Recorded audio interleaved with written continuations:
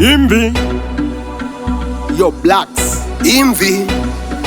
band. What me say Kwebede ba? What me say wase? PBC. Bandi chawa for Zanzibar, Berbano emine. Zanakirwa ni ngoma tkanzi kumba tende. Akumba unete, akono sodei. Imvi na bantu vari kudambura Bakupiliva, mangoma ri kutapira. Hanzi hazi beti ndo vari kuti yakuvavira. Tabika ngoma nzaiva chasara kupakura. Auya mutamburi wengoma ndakudambura. Auya mukuru weBand, asingapere ndenge mukuru weBand.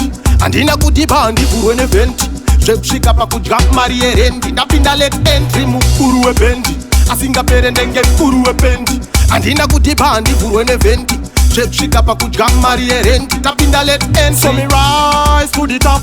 A born champion, think that it is sharp. Tovura hombe hombe tovura dziri tough.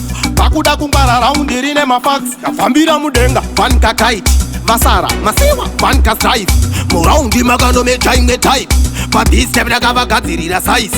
alright though. Okay, vanyepa short. kubhaiza kubika keke nemugoti kunyepera vazukuru topedza spoti vasvika vakuru vengo. Auya mukuru weBand, asingapere ndenge mukuru weBand. handina kuti bandi vurwe neventi zvekusvika pakudya mari yerendi ndapinda late entry Mukuru weBand, asingapere ndenge mukuru weBand handina kuti bandi vurwe neventi zvekusvika pakudya mari yerendi ndapinda late entry. chava for Zanzibar, Berbano emine. Zanakirwa ni ngoma tkanzi kumba tende. Akumba unete, akono sodei. imvi na bantu vari kudambura Bakupiliva, mangoma ri kutapira. Hanzi hazi beti ndo vari kuti yakuvavira. Tabika ngoma nzaiva chasara kupakura. Auya mutamburi wengoma ndakudambura. Auya mukuru weBand, asingapere ndenge mukuru weBand. handina kuti bandi vurwe neventi zvekusvika pakudya mari yerendi ndapinda late entry Mukuru weBand, asingapere ndenge mukuru weBand handina kuti bandi vurwe neventi zvekusvika pakudya mari yerendi ndapinda late so me entry. rise to the top.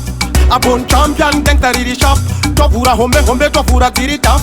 Pakuda kungwara raundi rine mafax. Yafambira mudenga, vanka kite vasara masiwa vanka strive muraundi makando mechaimwe type pabhisi ndakavagadzirira size. alright though.